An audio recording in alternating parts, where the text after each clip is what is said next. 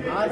माहोल जर आम्ही आज पळयत वातावरण पळयत जाल्यार हांगार काका सुद्दां येता ज्या पद्दतीन आज आमचो देश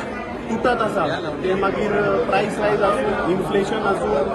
जॉब एम्प्लॉयमेंट आसूं किंवा भाशेचेर राज्याचेर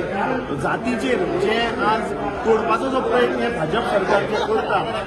आनी जे पावर सेंट्रलायझेशन जे चल्लां म्हाका दिसता अत्यंत गरज आसा आज भारताक जोडपाची आणि आज जो भारत जोडो यात्रेचो जो आज मोहीम जी आज चालू जाली तुम्ही जर वातावरण पळयत जाल्यार एक सण एक फेस्टिवल अशें एक माहोल जाल्ले आसा लोक खूब उत्साहीन आयले आणि म्हाका खात्री आसा की फक्त 120 हे फिक्स पदयात्री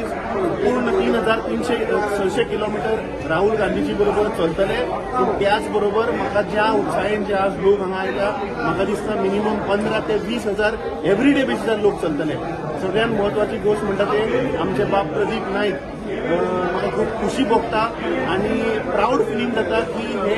एकूण गोंयकार आसात जे पूर्ण यात्रा 3,570 किलोमीटर राहुल गांधीजी बरोबर कन्याकुमारी टू काश्मीर चलतले आणि गोंयकारांक हे एक बरे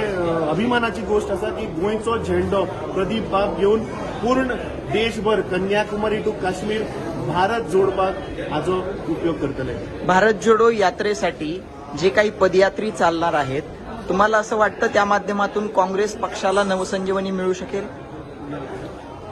नक्कीच ह्याच्यातनं जो मेसेज जो देशाला जातोय आणि जो एक आत्मविश्वास लोकांपर्यंत जो राहुल गांधी मार्फत आणि या पदयात्रेतून जो पोचणार आहे मला नक्कीच खात्री आहे की ह्याच्यातून आता जे फॅसिस्ट जो जी राजवट चालली आहे त्याचा पाडाव 2024 पर्यंत